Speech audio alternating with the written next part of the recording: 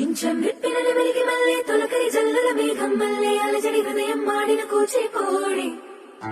రంగుల దిద్దిన బొమ్మకు మల్లే కవితలు వద్దిన పుస్తకమల్లే సంతోషంలో ముత్తుగయ్యమ్మాడి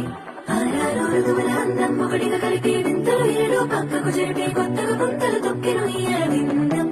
అమ్మమ్మో తాండవమాడే కృష్ణుడి నుండి వేణువ గానం తీయగ పండి రాధకు ప్రాణం ముప్పొంగే ఆనందం